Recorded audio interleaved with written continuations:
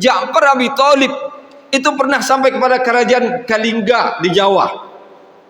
Ali bin Abi Thalib dalam catatan Pasundan itu sudah menginjak kakinya di Garut. Jadi Ali pernah sampai ke Garut. Berarti Ali bin Abi Thalib pernah sampai kepada Jawa Barat. Kalau Ja'far bin Abi Thalib sudah sampai ke Jawa, kerajaan Kalingga, berarti Jawa Tengah, Jawa Timur. Kemudian ada sahabat Waqqas, itu sudah menginjak kakinya ke Palembang.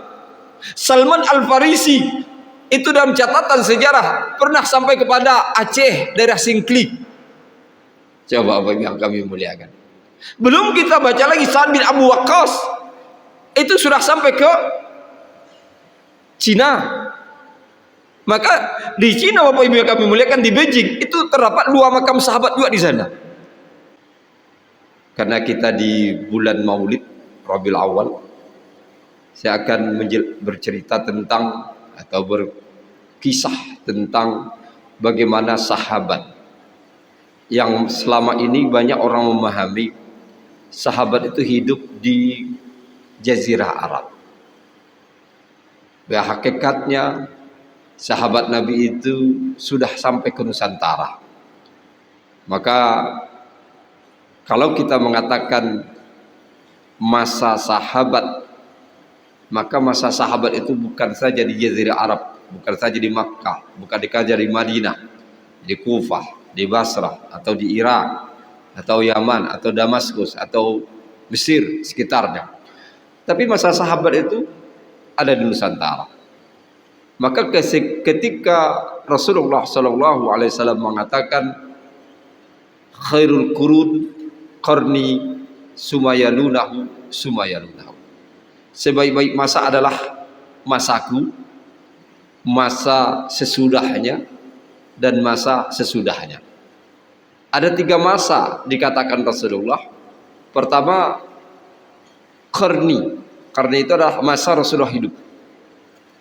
Berarti masa Rasulullah hidup ini sampai tahun 11 Hijriah. Kemudian sumayalunahu, yaitu masa sesudahnya. Masa sesudahnya adalah masa sahabat. Masa sahabat ini semenjak Rasulullah meninggal dunia sampai meninggalnya sahabat terakhir Abu Tufail tahun 100 Hijriah. Ada yang mengatakan 101, ada yang mengatakan 102, ada mengatakan 103. Kita ambil aja 100 Hijriah. Berarti masa sahabat ini 90 tahun setelah Rasulullah meninggal dunia. Baru masa ketiga, sumayalunahu, kata Rasulullah, yaitu masa tabi'in. Masa tabi'in adalah masa setelah sahabat meninggal dunia dari tahun 100 Hijriah itu sampai tahun 250 Hijriah. Itu lebih kurang 150 tahun setelah sahabat terakhir meninggal dunia. Ketika masa ini disebut oleh Rasulullah khairul qurun, sebaik-baik masa. Dan sebaik-baik masa ini Rasulullah sudah jelaskan. Kalau masa Rasulullah hidup itu sudah jelas, itu masa nubuwah. Masa sahabat, kenapa dikatakan sebaik masa oleh Rasulullah? Karena orang-orang yang dikategorikan disebut dengan sahabat tersebut masih berjumpa dengan Rasulullah. Mereka berjumpa dengan sumber asli dari ajaran Islam, dengan orang yang diturunkan Al-Quran kepadanya, orang yang diperintahkan kepadanya solat, puasa, zakat, dan ibadah yang lain. Mereka berjumpa. Dan cahaya dari nubuah Nabi Muhammad itu masih merasuk dalam hati mereka. Dan mereka termasuk juga orang-orang yang disebut dengan kullu sahabati adul. Di dalam ilmu hadis ada disebut kullu sahabati adul. Semua sahabat itu adil. Semua sahabat itu baik. Baru masa ketiga disebut masa tabi'in. Masa tabi'in adalah orang-orang yang pernah berjumpai Rasulullah. Berarti mereka masih dapat sinar nubuah dari orang yang pernah berjumpa dengan Rasulullah sallallahu alaihi wasallam. Maka di sini Bapak Ibu yang kami muliakan, Rasulullah suatu hari pernah di hadapan sahabat itu mengatakan, ya laitani lakitu ikhwani,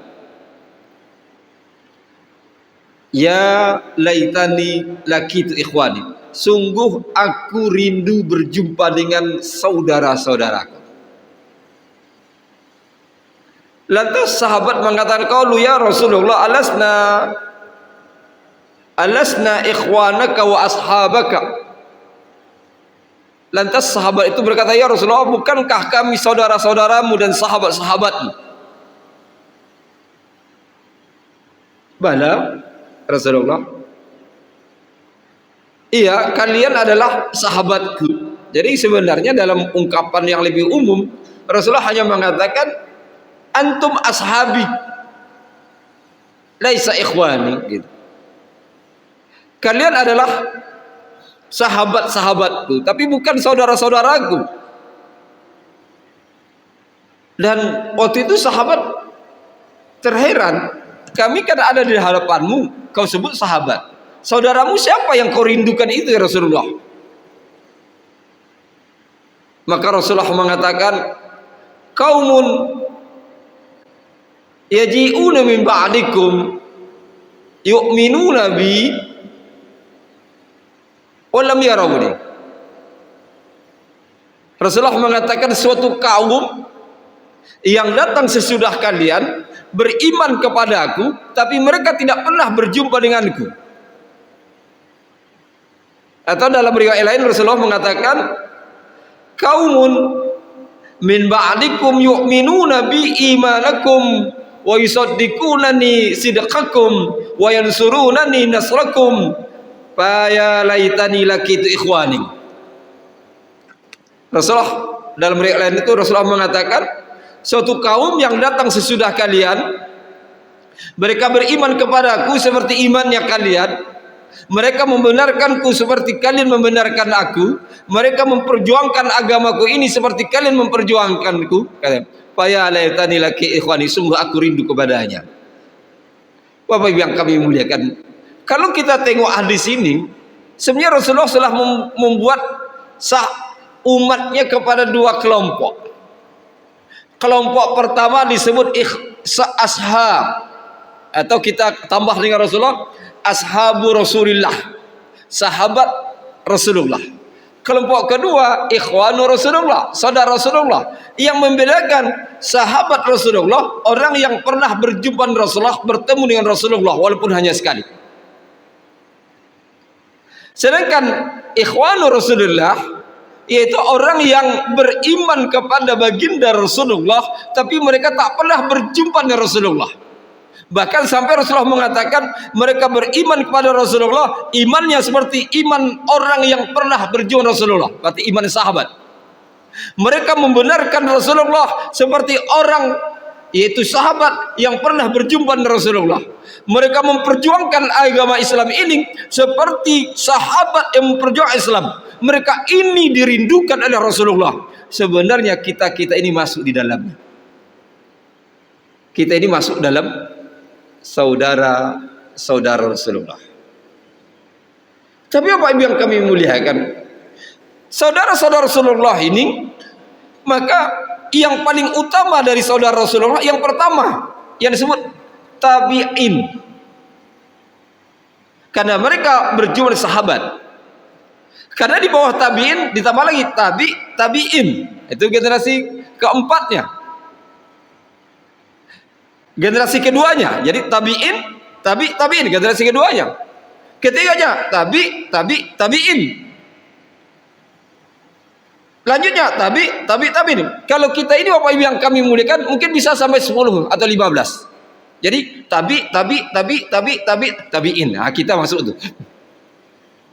Tapi kita ini Bapak Ibu yang kami muliakan, di antara orang yang dirindukan oleh Rasulullah. Tapi ketika kita berbicara antara sahabat dengan tabi'in, Bapak Ibu yang kami muliakan, maka sebenarnya masa sahabat ini bukan saja di Jazirah Arab, mereka sudah diutus oleh Rasulullah keluar Jazirah Arab. ketika Rasulullah mengutus 60 orang sahabat dengan menyampaikan risalah Islam, dan mereka sampai ke Nusantara, salah satunya ke Eropa, ke Afrika. Kemudian Rasulullah di zaman Abu Bakar, Umar bin Khattab dan sahabat Utsman bin Affan, mereka menyabarkan. Maka yang kami muliakan, ketika dijumpai makam sahabat di daerah Barus, Tapanuli Tengah, di situ ada teridentifikasi itu 2 sahabat kuburannya. Pertama yang kami muliakan di makam Makhligai, di situ ada namanya sahabat Rukunuddin, dan dia meninggal dunia tahun 48 Hijriah, dan itu ada tertulis di batu nisannya 48 Hijriah, berarti 38 tahun setelah Rasulullah meninggal dunia, dia masih ada di Barus. Kalau boleh dikatakan, dia masih ada di Pulau Sumatera.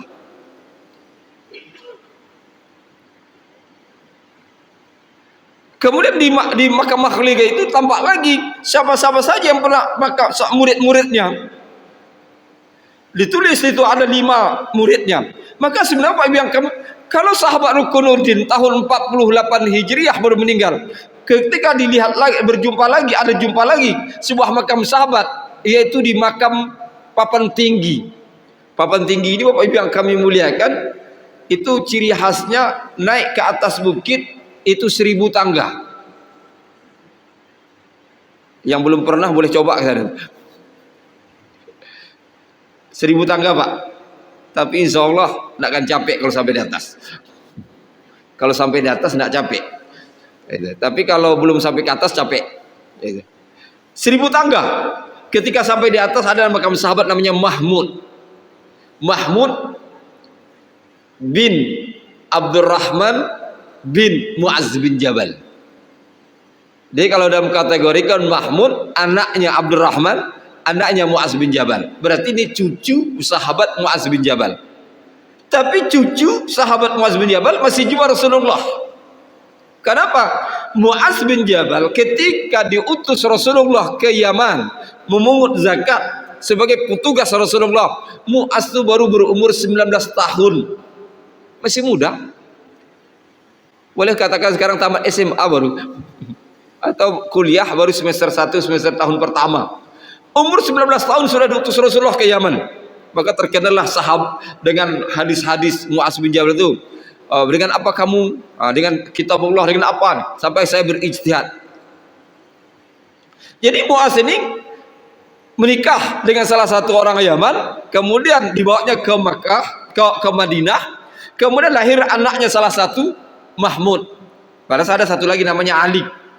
Mahmud ini besar di Madinah, kemudian setelah besar, kemudian dia balik ke Yaman, ke kampung ibunya gitu. Di Yaman dia meneruskan perjalanan ke Nusantara.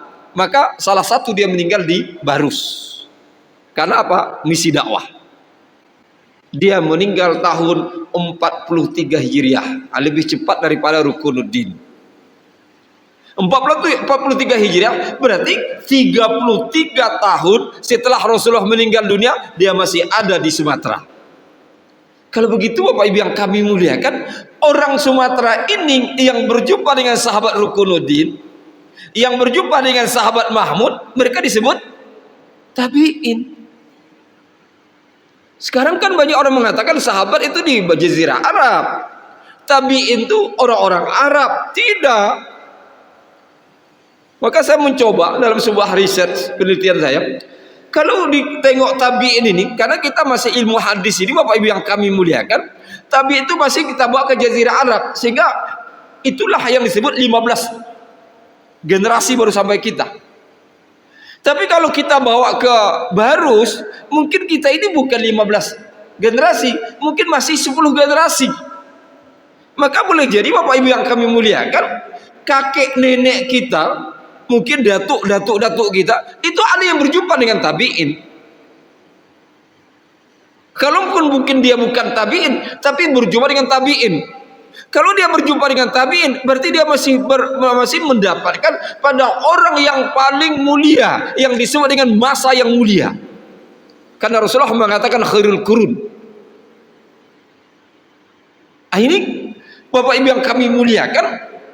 Jadi kalau begitu demikian, salah satu itu belum lagi dijumpakan dalam sejarah seperti Bapak Ibu yang kami muliakan, Ja'far Abi Thalib itu pernah sampai kepada kerajaan Kalingga di Jawa.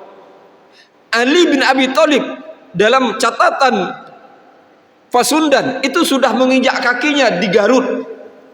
Jadi Ali pernah sampai ke Garut. Berarti Ali bin Abi Thalib pernah sampai kepada Jawa Barat. Kalau Ja'far bin Abi Thalib sudah sampai ke Jawa, kerajaan Kalingga, berarti Jawa Tengah, Jawa Timur. Kemudian ada sahabat Waqqas, itu sudah menginjak kakinya ke Palembang. Salman Al-Farisi itu dalam catatan sejarah pernah sampai kepada Aceh, daerah Singklik. Coba apa yang kami muliakan. Belum kita baca lagi Sa'ad bin Abu Waqqas itu sudah sampai ke Cina.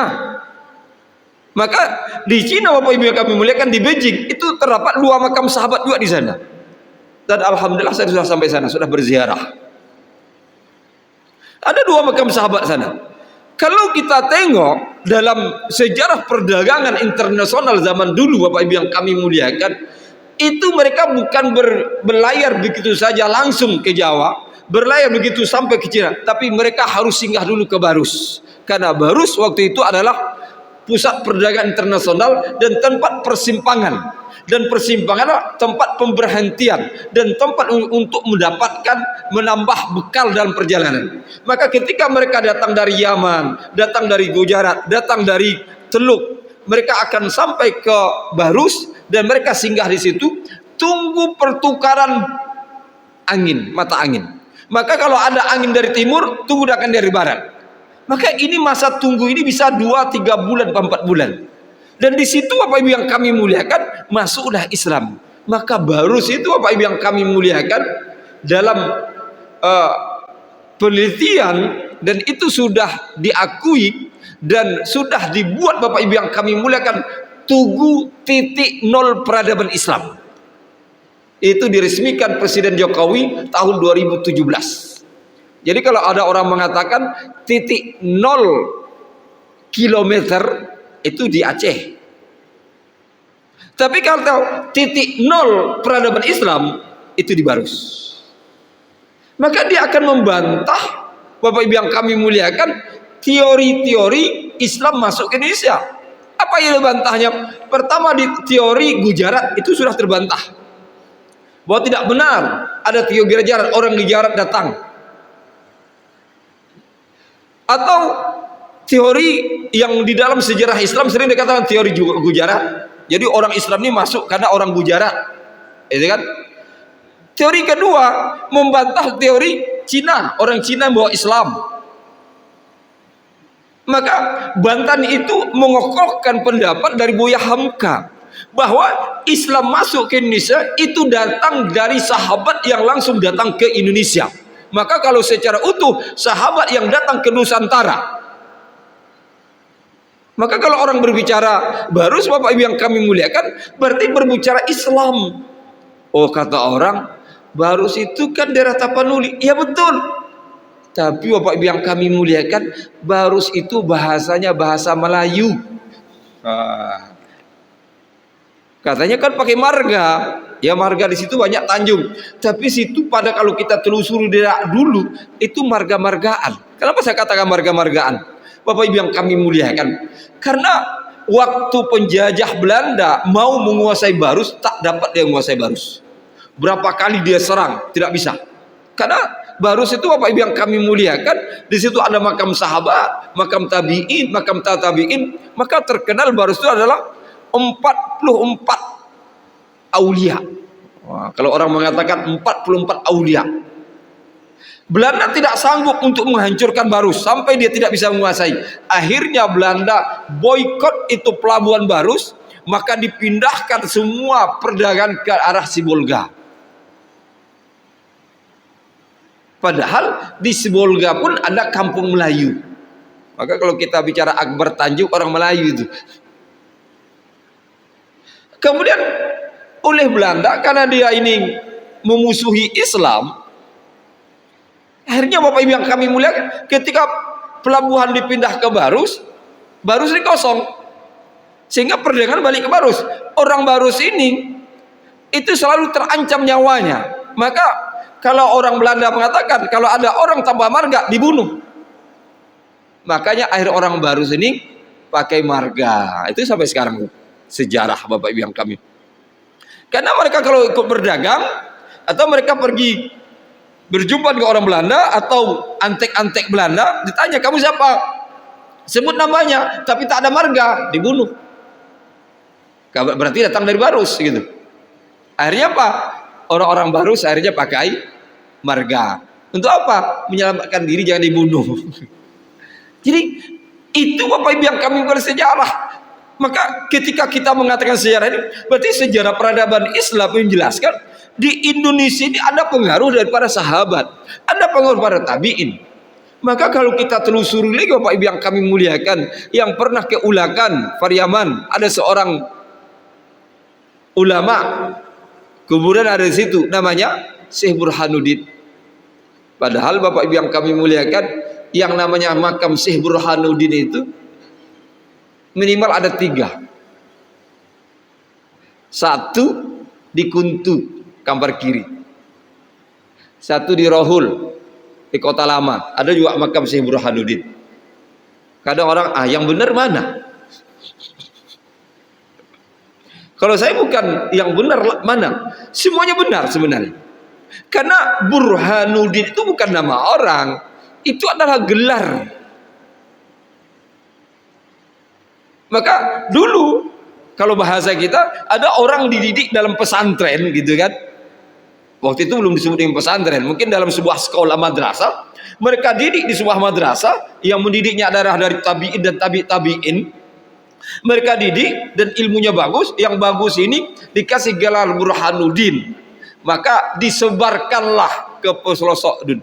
Maka ada suatu daerah masih memakai gelarnya. Ada daerah-daerah tidak pakai gelarnya. Dia mungkin pakai balik pada nama aslinya atau pakai nama Syekh, itu kan Kiai, kalau apa Buya gitu.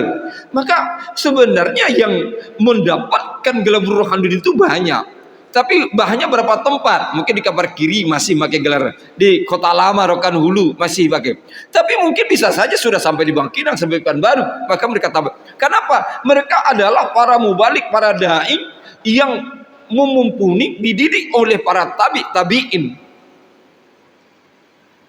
Jadi Bapak Ibu yang kami muliakan, kalau ini kita lihat dalam sejarah Islam, berarti kita akan mengokohkan.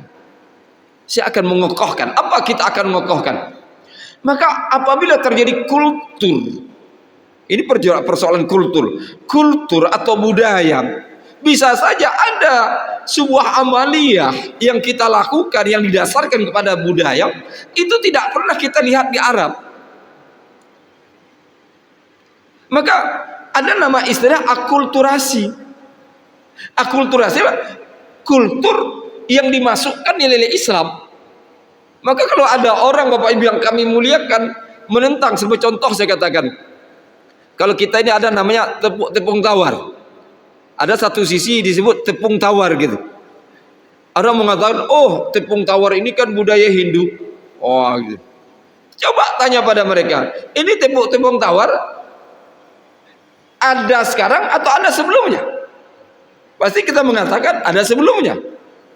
Waktu kita kecil sudah ada tepung tawar kan? Berarti kalau ada sebelumnya, berarti sudah ada di zaman kakek kita.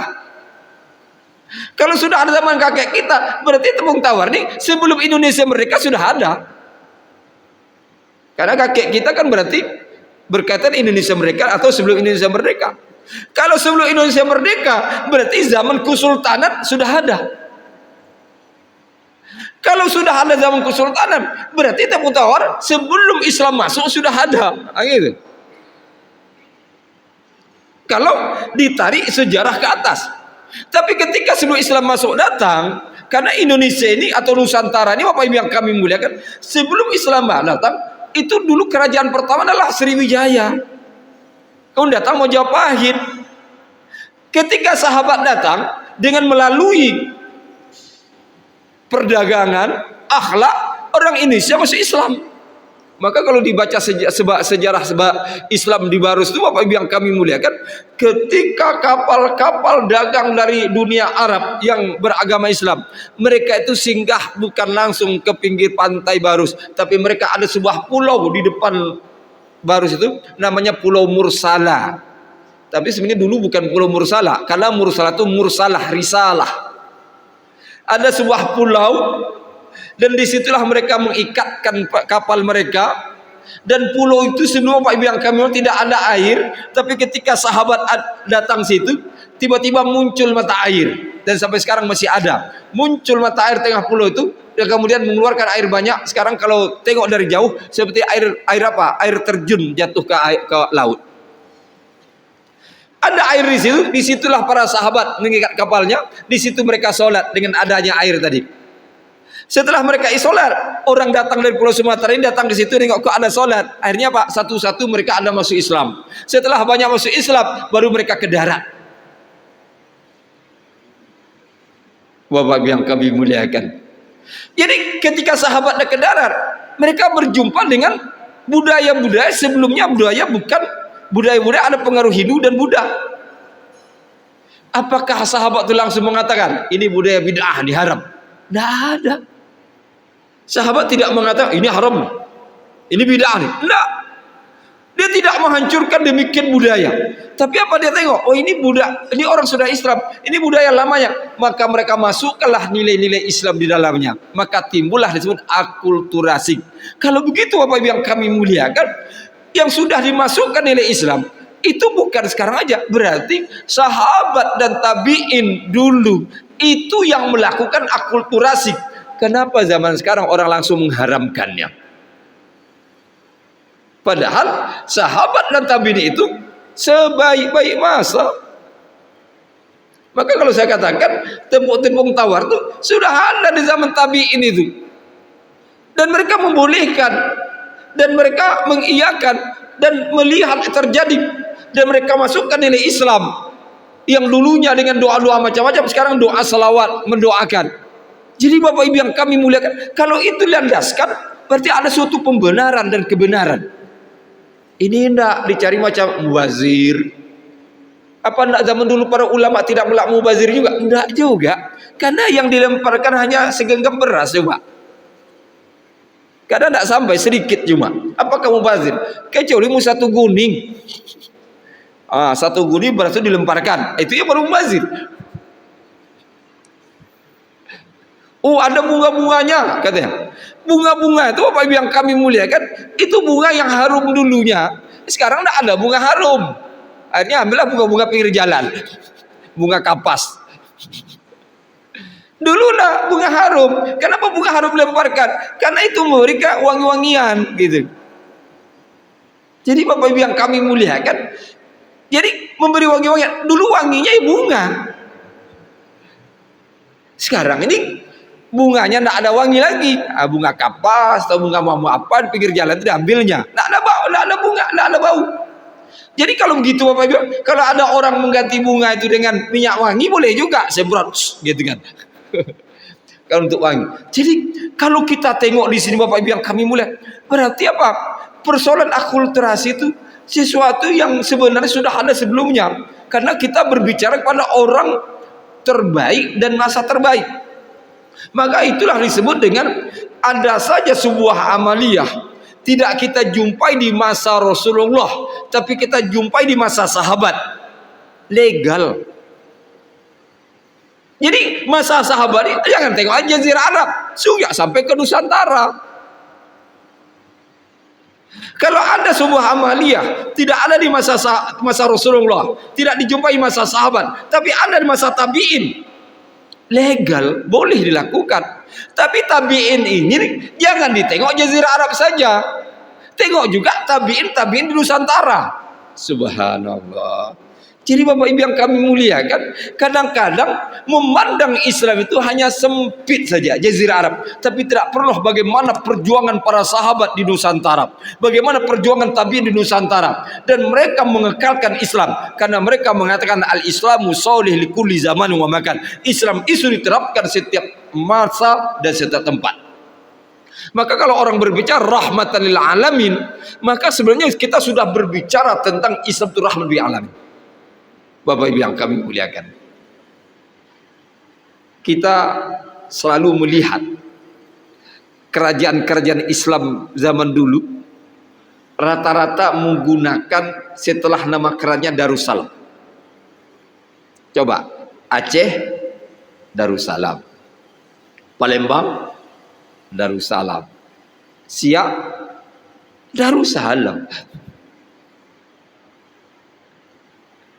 Kemudian di Kepulauan Riau juga selalu Darussalam, Johor Darussalam. Kemudian Kerajaan Tambusai Darussalam. Yang tidak pakai Darussalam, mereka menggunakan istilah Serambi Makkah. Maka kerajaan Islam di Bangkinang menggunakan Serambi Makkah. Kerajaan Islam di Rengat menggunakan Serambi Makkah. Kenapa Serambi Makkah? Kenapa Darussalam? Coba, ini Bapak Ibu yang kami muliakan, kenapa prinsip Darussalam itu kan artinya kampung damai. Berarti mengatakan ini negeri damai, gitu.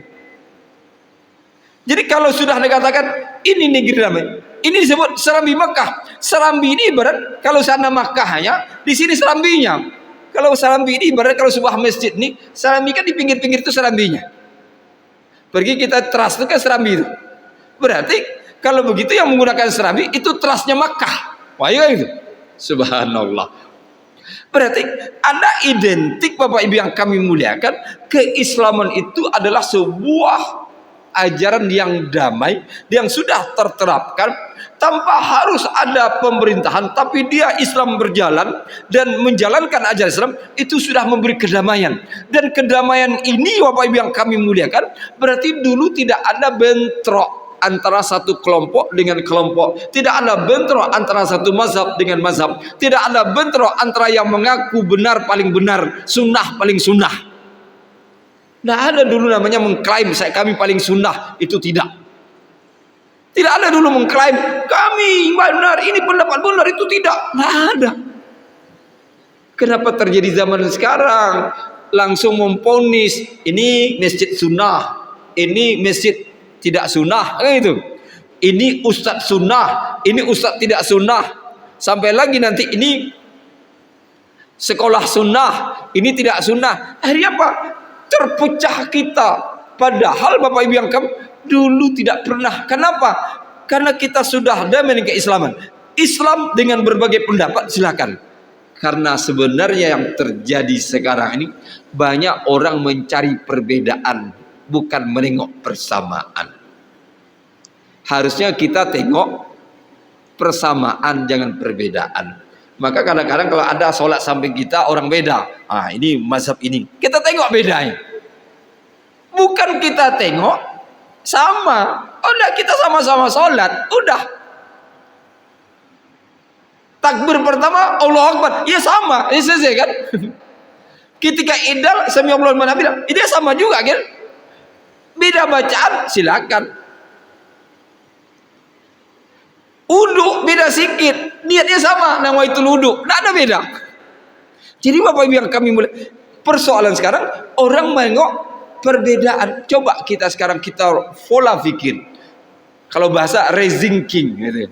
Kita robah cara berpikir kita, menengok persamaan. Maka persamaan ini nanti kita sampai pada suatu tataran itu Bapak Ibu yang kami mulai.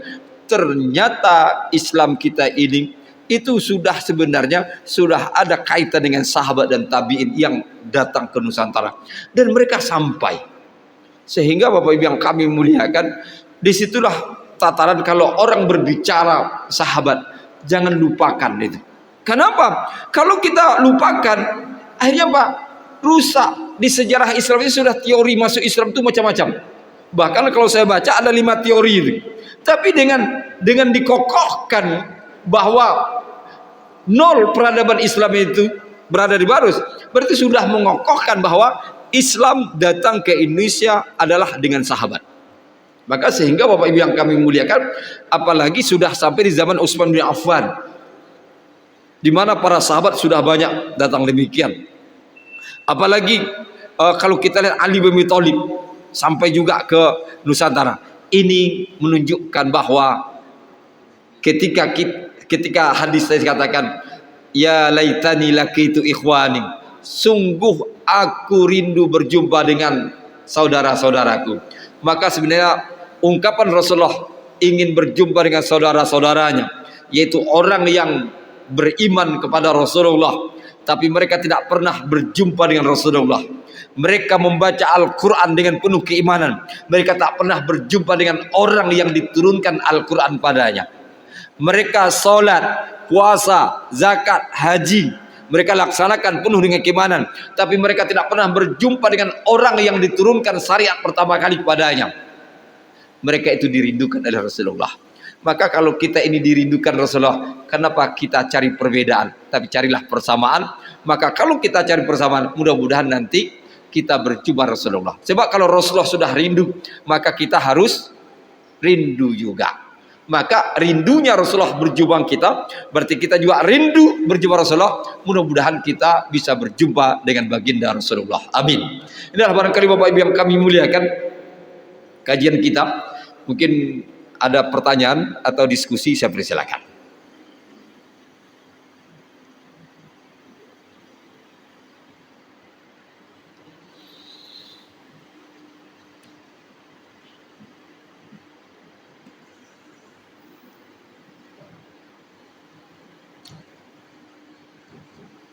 Ada Pak Bu? Atau tidak saya tambah? Karena waktu suruh ulu masuk saja. Bapak Ibu yang kami muliakan. Jadi ya Bapak Ibu yang kami muliakan. Jadi kalau kita berbicara Barus ini kadang-kadang ada orang keanehan, tapi saya sering mengatakan kita berbicara Barus berarti kita berbicara masa sahabat tabi'in. Maka kalau kita tengok, karena Barus dulu dengan sekarang berbeda. Kalau sekarang hanya sebuah kecamatan. Kalau dulu Bapak Ibu panjang, dari Singkil sampai Pariaman. Maka sebenarnya Pariaman itu masuk Barus. Maka kalau baca sejarah, Raja Barus pertama itu dari Pariaman. Nah sekarang Pariaman, Barus, ya kan? Aceh. Padahal dari ujung Aceh sampai Pariaman itu Barus awal. Kalau begitu Bapak Ibu yang kami muliakan, maka penyebaran Islam itu dari laut ke darat. Maka dari situlah masuk ke tengah-tengah Sumatera, sampai kepada Danau Toba, sampai kepada Padang Lawas, Tapanuli. Sebenarnya akan turun sampai kepada daerah, kalau dari Pariaman nanti naiklah ke atas ke Bukit Tinggi sampai ke Batu Sangkar. Kalau dari Tapanuli maka masuk Rokan Hulu, Rokan Hilir sampai. Jadi kalau begitu Bapak Ibu yang kami muliakan, maka keislaman itu sudah masuk. Maka kadang menjadi pertanyaan, Danau Toba kenapa disebut Toba? Toba artinya kalau bahasa Arab baik kan? Kalau bahasa Batak, Toba artinya apa? Baik bahasa Batak, jeges. Kenapa tidak Danau Jeges? Itu. Walaupun kemarin jumpa saya seorang pendeta, katanya Toba itu bahasa Batak itu pergi katanya. Kalau bagi saya tidak, Toba itu bahasa Arab. Toba itu artinya baik. Maka Danau Toba, Danau baik. Berarti Islam sudah masuk di situ sebenarnya. Maka ketika ada teori baru mengatakan si Singamangaraja itu adalah Muslim, dengan dijumpainya stempelnya, uangnya, bertulisan kalimat tauhid, berarti Islam sudah ada di situ. Kenapa terjadi perubahan sekarang? Itu ulah dari penjajah.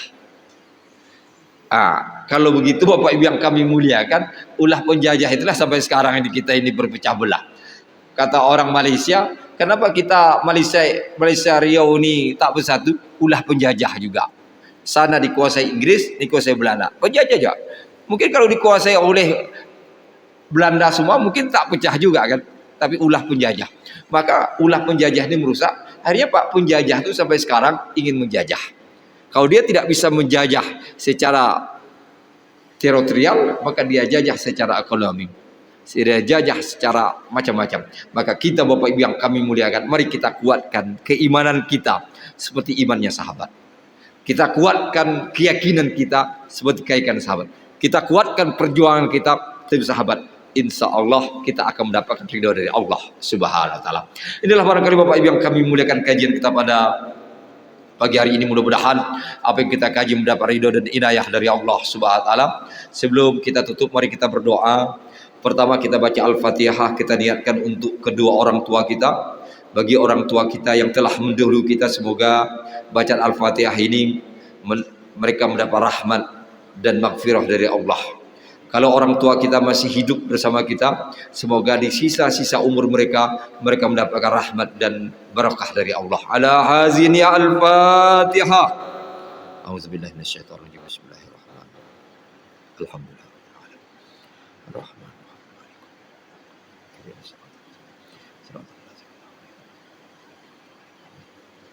A'udzubillahi minasyaitonir rajim. Bismillahirrahmanirrahim. Alhamdulillah rabbil alamin. Hamdan yuafi yukafi mazidah rabbikal hamdu kama yanbaghi jalali wajhika wa azim sultan. Allahumma salli ala sayyidina Muhammad wa ala ali sayyidina Muhammad. Allahumma ighfir lana ma qaddamna wa ma akharna wa ma asrarna wa ma a'lana wa ma anta a'lamu bihi minna innaka antas samiul alim. Allahumma ighfir lana wa liwalidayna wa li jami'il muslimin wal muslimat wal mu'minat bi rahmatika ya arhamar rahimin. Allahumma sallimna wa sallimna wa ja'alna salim muslimin. Allahumma sallim dinana wa sallim dunyana wa sallim akhiratana wa sallim imanana wa sallim tauhidana wa sallim ma'rifatana wa sallim qulubana wa sallim abna'ana wa sallim sababana wa sallim ahlana wa qaumana ya arhamar rahimin. Allahumma inna nas'aluka ilman nafi'a wa amalan mutaqabbala wa rizqan wasi'a wa shifaa min kulli da'in wa saqamin ya arhamar rahimin.